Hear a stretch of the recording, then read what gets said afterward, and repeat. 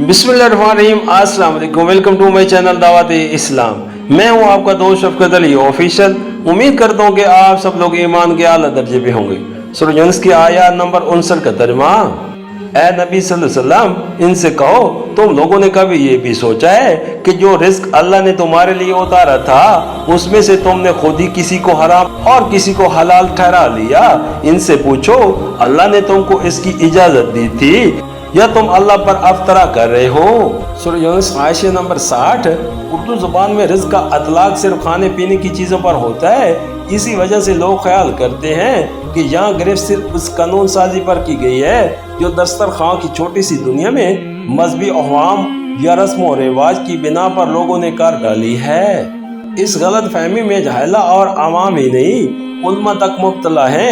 हालांकि अरबी जबान में रिस्क माज खुराक के मानी तक मदूद नहीं है, बल्कि अता और बख्शिश और नसीब के मानों में आम है।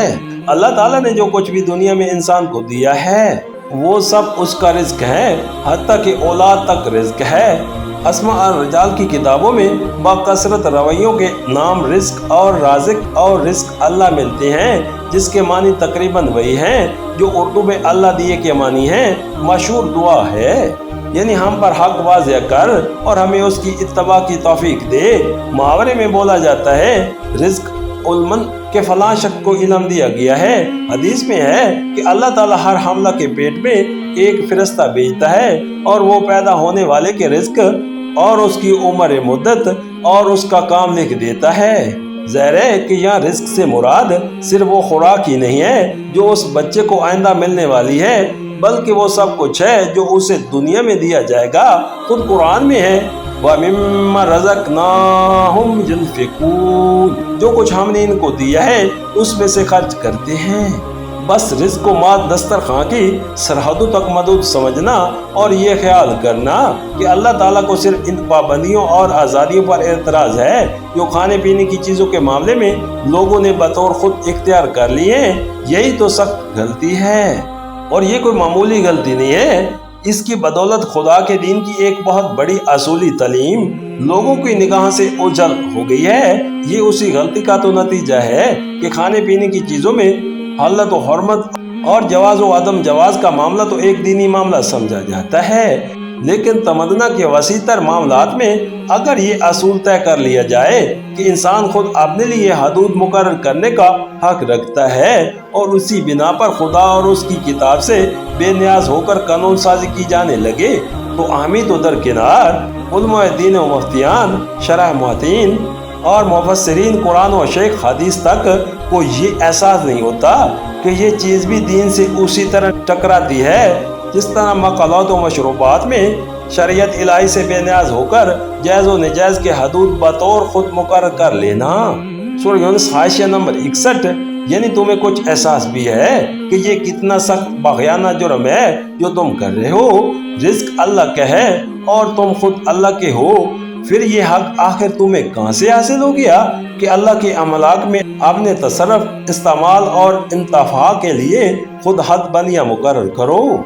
कोई नौकर अगर ये दावा करे कि आका के माल में अपने तसर्रुफ और इख्तियारात की हदें उसे खुद मुकर्रर कर लेने का हक है और इस मामले में आका के कुछ बोलने की इशारे से कोई ज़रूरत ही नहीं है, तो उसके मुताल्लिक तुम्हारी क्या राय है? तुम्हारा अपना मुलाजिम अगर तुम्हारे घर में और तुम्हारे घर की सब चीज़ों में अपने अमल और इस्तेमाल के लिए इस आज़ादी व खुद मुख्तारी का दावा करे तो तुम उसके साथ क्या मामला करोगे?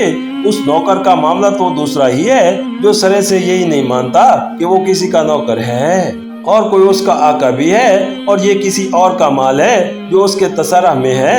उस बदमाश फासिक की पोजीशन यहाँ ज़ेर बहस नहीं है। यहाँ सवाल इस नौकर की पोजीशन का है जो खुद मान रहा है कि वो किसी का नौकर है और ये भी मानता है कि माल उसी का है जिसका वो नौकर है, और फिर कहता है कि इस माल में अपने तसर्रुफ के हदूद मुकर्रर कर लेने का हक मुझे आप ही हासिल है और आका से कुछ पूछने की ज़रूरत नहीं है। सूरह यूनुस आयत नंबर 62। यानी तुम्हारी ये पोजीशन सिर्फ उसी सूरत में सही हो सकती थी कि आका ने खुद तुमको मजाज कर दिया होता कि मेरे माल में तुम जिस तरह चाहो तसर्रुफ करो, अपने अमल और इस्तेमाल के हदूद व कवानीन ज़ुबैद सब कुछ बना लेने के जुमला हकूक मैंने तुम्हें सौंपे।